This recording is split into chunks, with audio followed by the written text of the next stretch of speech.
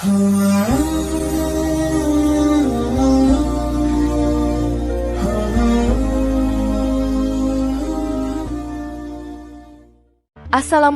warahmatullahi wabarakatuh.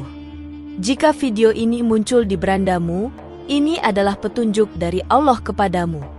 Setidaknya sempatkan menulis sholawat kepada Rasulullah Shallallahu Alaihi Wasallam di kolom komentar. Insya Allah bisa menjadi bukti kecintaan kita untuk mendapat syafaat kelak di akhirat. Dan saya ucapkan banyak terima kasih kepada para sahabatku semua yang telah like, komentar, dan subscribe channel ini. Saya doakan, semoga tetap dalam keadaan sehat walafiat dan selalu diberikan rezeki yang berlimpah oleh Allah Subhanahu wa Ta'ala. Amin ya Rabbal Alamin. Saudara-saudaraku yang dirahmati Allah, akhir zaman merupakan fase penting dalam perjalanan umat manusia yang dijelaskan secara mendalam dalam ajaran Islam. Allah Subhanahu wa Ta'ala melalui wahyunya telah memberi peringatan bahwa kiamat adalah peristiwa pasti, meski waktu pastinya hanya diketahui olehnya. Namun demikian, Allah melalui Rasulullah Shallallahu Alaihi Wasallam memberikan tanda-tanda yang akan mendahuluinya sebagai bentuk kasih sayangnya kepada umat agar senantiasa bersiap dan tidak terperdaya oleh fitnah. Di antara tanda-tanda besar hari kiamat, Rasulullah Shallallahu Alaihi Wasallam menyebutkan akan muncul beberapa tokoh penting yang memiliki peran besar dalam dinamika akhir zaman. Kelima tokoh ini masing-masing memiliki peran dan ciri khas yang telah dijelaskan secara rinci dalam berbagai hadis sahih dan penafsiran para ulama. Pemahaman tentang mereka bukan semata untuk mengetahui peristiwa masa depan, melainkan sebagai peringatan agar umat Islam meningkatkan keimanan, mempersiapkan diri menghadapi fitnah, serta menjaga keistiqomahan dalam beragama. Di video kali ini, kita akan membahas satu persatu dari tokoh-tokoh tersebut berdasarkan hadis dan pandangan para ulama. 1. Imam Mahdi. Imam Mahdi adalah tokoh akhir zaman yang sangat dinantikan oleh umat Islam sebagai pembawa keadilan dan penegak syariat yang hakiki.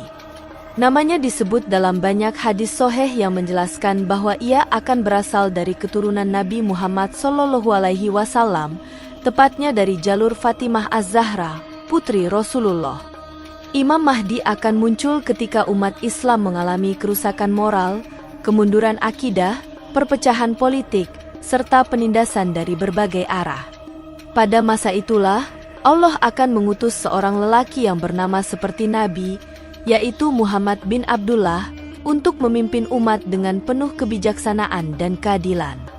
Ia bukanlah nabi, tetapi seorang pemimpin yang diberi petunjuk dan kekuatan oleh Allah untuk memimpin umat Islam dalam masa-masa genting. Ciri-ciri fisik Imam Mahdi dijelaskan dalam beberapa hadis. Ia memiliki dahi yang lebar, hidung yang mancung, dan wajah yang bersinar. Ia akan dibaiat di Makkah secara tidak disengaja dan akan menolak kekuasaan hingga akhirnya umat memaksanya untuk memimpin. Dalam hadis disebutkan bahwa ia akan memimpin selama 7 hingga 9 tahun, tergantung pada beberapa riwayat yang berbeda. Selama masa kepemimpinannya, umat Islam akan menyaksikan kemakmuran yang luar biasa, hujan turun melimpah, bumi mengeluarkan hasilnya dengan subur, dan keadilan ditegakkan dengan tegas. Umat yang sebelumnya terpecah akan bersatu di bawah panjinya, dan segala bentuk penindasan akan dihancurkan oleh kebijakan dan ketegasannya dalam menegakkan hukum Allah. Imam Mahdi juga akan menjadi tokoh penting dalam mempersiapkan dunia menyambut kedatangan Nabi Isa alaihissalam. Dalam sebuah hadis, disebutkan bahwa ketika Nabi Isa turun dari langit, Imam Mahdi akan meminta beliau untuk menjadi imam dalam solat, namun Nabi Isa menolak dan menyatakan bahwa umat ini memiliki pemimpinnya sendiri. Ini adalah bentuk pengakuan terhadap kedudukan Mahdi sebagai pemimpin sejati umat Islam. Kemunculan Mahdi bukan sekedar solusi politik atau sosial, melainkan penataan ulang seluruh sistem kehidupan berdasarkan ajaran Islam. Ia akan memerangi musuh-musuh Islam, termasuk menyatukan umat Islam dalam menghadapi fitnah terbesar, yaitu Dajjal. Pemahaman tentang Imam Mahdi bukan hanya bersifat eskatologis, tetapi juga memiliki dimensi moral dan spiritual. Ia menjadi simbol harapan bagi umat yang haus akan keadilan dan kebenaran. Oleh karena itu, setiap Muslim seharusnya menyiapkan diri bukan dengan sekedar menanti, tetapi dengan memperbaiki iman, memperkuat amal soleh, dan menjaga ukhuwah Islamiyah. Kemunculannya adalah rahmat, namun hanya bisa dinikmati oleh mereka yang tetap teguh dalam keimanan.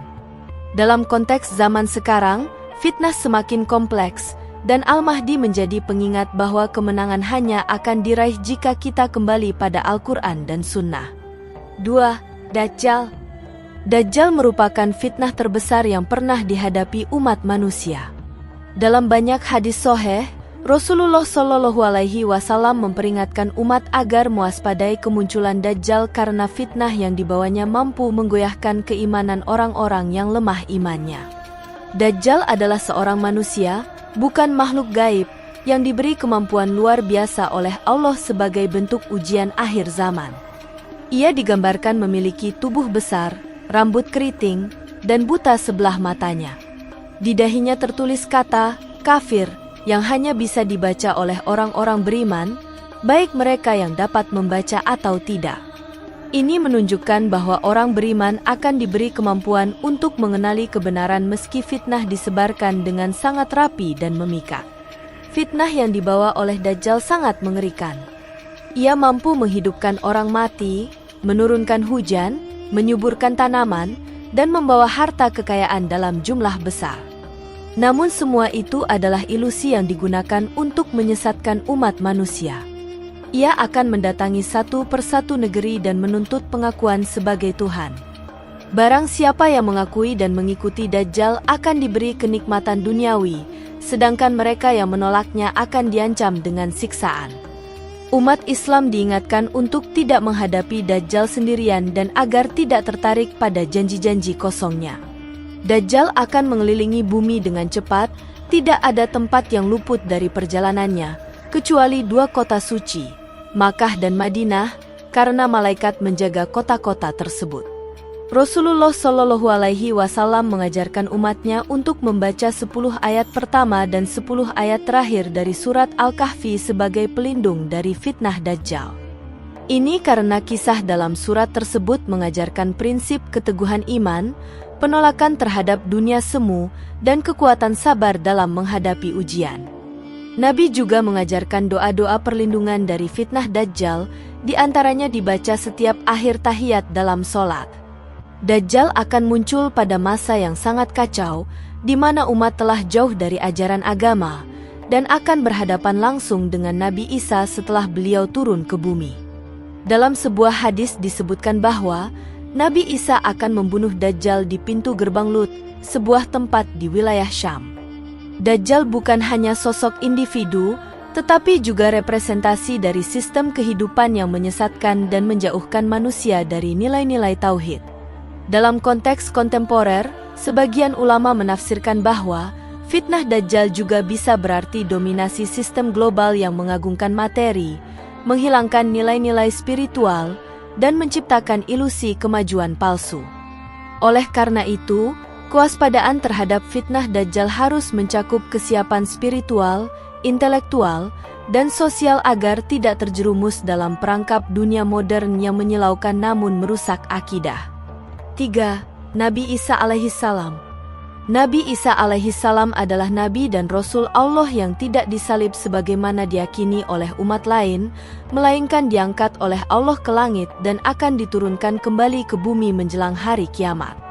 Dalam Al-Quran disebutkan bahwa semua ahli kitab akan beriman kepada Isa sebelum wafatnya, dan dalam hadis-hadis disebutkan secara eksplisit bahwa Nabi Isa akan turun di akhir zaman untuk membenarkan Islam, menolak klaim ketuhanan atas dirinya, serta membunuh Dajjal. Ia akan turun di timur Damaskus, di Menara Putih, dengan mengenakan dua pakaian berwarna kemerah-merahan, kedua tangannya ditopang oleh dua malaikat, dan wajahnya meneteskan air seperti embun. Saat turun, Nabi Isa akan menjumpai umat Islam yang sedang dipimpin oleh Imam Mahdi, dan ia akan menolak menjadi imam sholat, menegaskan bahwa ia datang bukan sebagai nabi baru, tetapi untuk meneruskan risalah Nabi Muhammad SAW. Setelah itu, ia akan memimpin umat dalam melawan Dajjal dan menghancurkan fitnah yang telah lama merajalela. Ia akan menghancurkan salib sebagai simbol penolakan terhadap penyimpangan dalam agama, membunuh babi, dan menghapuskan jizyah karena tidak ada lagi agama selain Islam yang diakui. Kepemimpinannya akan menandai era kedamaian, keadilan, dan kemakmuran, di mana manusia hidup dalam kesejahteraan dan saling menghormati. Masa pemerintahan Nabi Isa akan berlangsung selama 40 tahun. Beliau akan wafat dan dikuburkan di Madinah, di samping makam Rasulullah SAW. Turunnya Nabi Isa juga menjadi penegas bahwa tidak ada nabi setelah Muhammad, dan Isa bukan datang membawa syariat baru, melainkan sebagai pengikut Rasulullah dan pembenar risalah Islam. Banyak hadis menyebutkan peran Nabi Isa sebagai pembebas manusia dari kekeliruan, penyatu umat, dan pelurus kembali jalur keimanan setelah munculnya fitnah Dajjal. Kehadiran Nabi Isa adalah bukti kasih sayang Allah kepada umat manusia. Dalam kekacauan dan kehancuran moral yang melanda akhir zaman, Allah menurunkan seorang nabi yang sangat mulia untuk memulihkan keadaan. Umat Islam harus memandang kehadiran Nabi Isa bukan hanya sebagai peristiwa akhir zaman, tetapi juga sebagai pengingat pentingnya menjaga akidah, meningkatkan ilmu agama, dan tidak mengikuti kebatilan yang dilumuri kilau dunia. Ia adalah simbol bahwa kemenangan akan selalu berpihak kepada kebenaran dan bahwa janji Allah pasti akan ditepati. 4. Al-Jahjah. Al-Jahjah merupakan salah satu figur misterius dalam hadis-hadis akhir zaman, namun kehadirannya disebut secara tegas oleh Nabi Muhammad SAW. Ia dikatakan akan muncul sebagai seorang pemimpin besar yang memerintah di akhir zaman sebelum hari kiamat terjadi.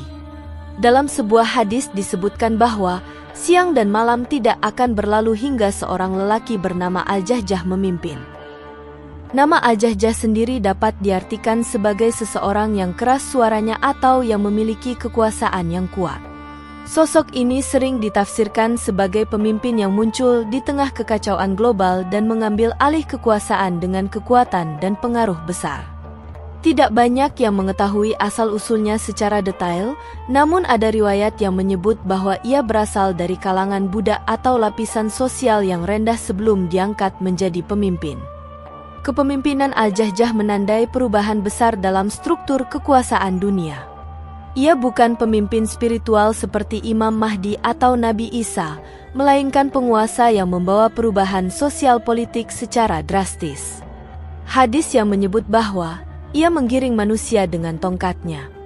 Itu menunjukkan bahwa kepemimpinannya otoriter dan tegas. Tongkat di sini bisa dimaknai secara simbolik sebagai alat kekuasaan, dominasi, dan kendali terhadap rakyatnya. Ia bukan pembawa risalah atau keadilan, tetapi menjadi simbol dari sistem kekuasaan yang memaksa, yang tetap dibiarkan Allah terjadi sebagai bagian dari takdir akhir zaman. Masyarakat dunia pada saat itu akan tunduk karena mencari keamanan dan kestabilan meskipun mengorbankan kebebasan. Beberapa ulama menafsirkan bahwa Al-Jahjah bisa saja menjadi bagian dari sistem global akhir zaman yang didukung teknologi, militer, dan kekuasaan politik besar. Sosok ini bukan hanya individu, tetapi mewakili bentuk pemerintahan yang keras yang diterima masyarakat karena krisis yang mendalam dan kelelahan terhadap kekacauan. Kemunculannya adalah sinyal bahwa dunia telah sangat berubah, nilai-nilai agama semakin terpinggirkan, dan keadilan bergeser menjadi penindasan yang dilegalkan atas nama kestabilan. Namun, dalam narasi hadis, ia tetap bagian dari rangkaian akhir zaman, sebagai ujian terhadap keteguhan iman manusia dalam menghadapi penguasa yang tidak membawa cahaya kenabian. Kehadiran Al-Jahjah bukan untuk ditakuti secara fisik semata, namun menjadi bahan renungan bagi umat Islam agar tidak tergoda oleh kekuasaan duniawi yang bersifat memaksa. Dalam konteks masa kini, Al-Jahjah bisa dipahami sebagai metafora dari kekuasaan besar yang mengontrol manusia melalui sistem dan teknologi. Umat Islam dituntut agar senantiasa bersandar pada nilai-nilai Islam, tetap kritis terhadap sistem yang tidak membawa nilai kebenaran, dan memperkuat spiritualitas agar tidak menjadi korban sistem yang hanya mencari kekuasaan tanpa keadilan. Al-Jahjah bukan akhir dari segala sesuatu, melainkan salah satu tanda bahwa kiamat semakin dekat dan ujian keimanan semakin berat. 5. Lelaki dari Kahtan. Lelaki dari Kahtan merupakan satu lagi sosok yang disebut dalam hadis sebagai tanda dekatnya hari kiamat. Rasulullah Shallallahu Alaihi Wasallam bersabda, "Tidak akan datang kiamat hingga keluar seorang laki-laki dari Kahtan yang menggiring manusia dengan tongkatnya." Kahtan adalah nama sebuah kabilah besar dari Yaman yang menurut sebagian ulama merupakan nenek moyang bangsa Arab asli. Hadis ini menunjukkan bahwa akan muncul seorang pemimpin dari wilayah tersebut yang memegang kekuasaan sangat besar di penghujung zaman. Seperti halnya Al-Jahjah, lelaki dari Kahtan bukanlah seorang nabi atau tokoh spiritual, melainkan pemimpin yang membawa kendali dan pengaruh luar biasa terhadap manusia, baik secara fisik maupun psikologis. Istilah menggiring manusia dengan tongkatnya dalam hadis tersebut dimaknai oleh para ulama sebagai bentuk kekuasaan yang otoriter. Tongkat merupakan simbol kontrol, kekuatan, dan dominasi.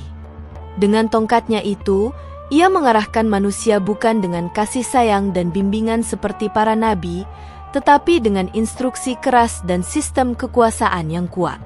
Ini menjadi peringatan bahwa di akhir zaman, manusia akan dipimpin bukan lagi oleh orang-orang yang mengedepankan kebenaran dan kelembutan, melainkan oleh tokoh-tokoh yang menuntut kepatuhan absolut.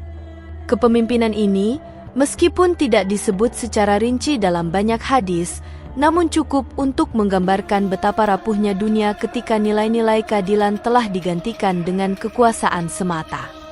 Sebagian ulama mengaitkan sosok lelaki dari Kahtan dengan Al-Jahjah karena keduanya memiliki sifat dominatif dan muncul menjelang kiamat. Ada yang berpendapat bahwa keduanya adalah tokoh berbeda, namun memiliki peran yang serupa dalam menggiring umat manusia menuju akhir kehidupan dunia. Ada pula yang menafsirkan bahwa lelaki dari Kahtan mungkin akan menjadi pengganti dari sistem kekuasaan sebelumnya yang telah hancur, namun tetap membawa karakteristik kekuatan otoriter. Terlepas dari itu, sosok ini menandakan bahwa zaman yang sangat sulit telah tiba, di mana manusia tidak lagi menimbang antara kebenaran dan kebatilan, tetapi hanya mengikuti kekuasaan demi rasa aman dan stabilitas semu. Pelajaran yang bisa diambil dari kemunculan lelaki dari Kahtan adalah pentingnya mempertahankan nilai-nilai agama dalam keadaan apapun. Meskipun kekuasaan dan dominasi bisa memaksa manusia untuk patuh, tetapi ketaatan kepada Allah dan Rasul-Nya harus tetap dijadikan pegangan. Kehadiran tokoh ini menjadi pengingat bahwa dunia akan mengalami siklus kekuasaan dari yang adil ke yang zalim, dan umat Islam harus menjadi pribadi yang kritis, cerdas, dan kuat dalam menghadapi segala bentuk kekuasaan yang menyimpang dari syariat. Akhir zaman bukanlah masa untuk lengah, melainkan waktu untuk semakin dekat kepada Allah dan memperkuat keimanan agar tidak terseret arus fitnah kekuasaan. Saudara-saudaraku yang dirahmati Allah, kita harus menyadari bahwa tanda-tanda besar akhir zaman yang disebutkan oleh Rasulullah Shallallahu Alaihi Wasallam, seperti kemunculan Imam Mahdi, Dajjal, Nabi Isa, Al-Jahjah, dan lelaki dari Kahtan, bukan hanya merupakan berita masa depan yang harus dipahami secara teoritis, tetapi juga sebagai peringatan bagi kita untuk memperkuat iman dan takwa. Setiap tanda yang muncul membawa pesan besar tentang pentingnya persiapan batin, spiritual, dan moral kita dalam menghadapi ujian-ujian besar di masa yang akan datang. Oleh karena itu, kita harus senantiasa menjaga kedekatan dengan Allah, memperdalam pemahaman terhadap ajaran Islam, dan menjaga kualitas hidup agar tetap selaras dengan nilai-nilai yang diajarkan oleh Rasulullah Shallallahu Alaihi Wasallam. Selain itu, penting bagi umat Islam untuk tidak hanya memahami tanda-tanda ini sebagai kisah masa depan yang jauh, tetapi sebagai tantangan yang harus dihadapi dengan kesadaran penuh. Kehidupan di dunia ini selalu dipenuhi dengan berbagai cobaan dan fitnah yang dapat datang dalam berbagai bentuk, baik secara langsung maupun tersembunyi. Kekuatan iman dan keteguhan dalam mengikuti syariat Islam adalah bekal terbaik yang dapat kita persiapkan untuk menghadapi segala bentuk godaan dan kesesatan yang mungkin datang. Kita harus selalu waspada dan memperbaiki diri, mengingat bahwa setiap tindakan kita di dunia ini akan membawa dampak pada kehidupan akhirat yang kekal. Meskipun kita tidak tahu kapan semua ini akan terjadi, yang jelas adalah bahwa dunia ini pasti akan berakhir. Dengan mempersiapkan diri sebaik mungkin, baik dari sisi spiritual, mental, maupun sosial, kita dapat menghadapi akhir zaman dengan keyakinan dan ketenangan hati. Semoga kita semua diberi kekuatan untuk tetap berada di jalan yang benar dan dapat menghadapi segala ujian dengan sabar dan tawakal kepada Allah. Mari kita terus berdoa agar dijauhkan dari fitnah-fitnah besar yang akan datang dan selalu diberi petunjuk untuk hidup sesuai dengan ajarannya hingga akhir hayat. Demikian yang dapat saya sampaikan, semoga yang menyimak video ini sampai akhir, terhindar dari neraka, dan dimasukkan ke dalam surganya.